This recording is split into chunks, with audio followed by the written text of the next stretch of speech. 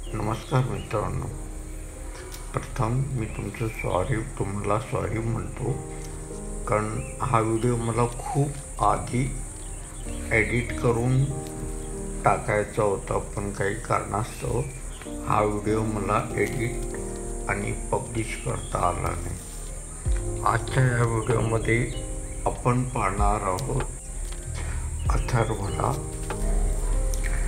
तसं कोकणामध्ये मे महिन्यामध्ये तुम्हाला वेगवेगळ्या प्रकारची पुष्कळ फळं खायला भेटतात, ज्याच्यामध्ये आंबे, काजू, करवंद, तोरणं आणि खास करून अळू.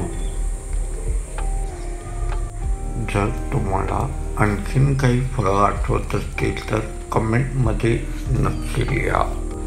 आणि या चॅनलवरती तुम्ही नवीन असाल तर शेअर, सबस्क्राईब नक्की करा आणि बेल आयकॉनला क्लिक करायला विसरू नका.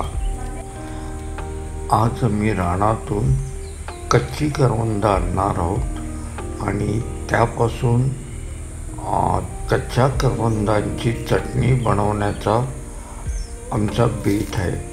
तर पाहूया आम्हाला किती कच्ची करवंद भेटतात ती, कारण करवंद अजून पिकायला सुरुवात झाली नाही, त्यामुळे आम्ही आता कच्चीच करवंद काढत आहोत. आणि त्याची चटणीची रेसिपी जर तुम्हाला हवी असेल किंवा त्याचा व्हिडिओ तुम्हाला पाहायचा असेल तर कमेंट बॉक्समध्ये नक्कीच सांगा. मी तो बनवून तुम्हाला दाखवण्याचा नक्कीच प्रयत्न करेन, पण मला कमेंटमध्ये तुम्ही नक्की सांगा. कोकणात ह्या भागात वेगवेगळ्या प्रकारचे पदार्थ बनवले जातात. त्यामध्ये सोलकढी, कच्च्या कैरीचं पन्हं, कोकमाची कढी, फणसाची भाजी, कच्च्या करवंदाची चटणी असे विविध प्रकार बनवले जातात. आणि त्यात सर्वात स्पेशल असतो ते पिकलेल्या आंब्यांचा फोडणीचं आंबरस.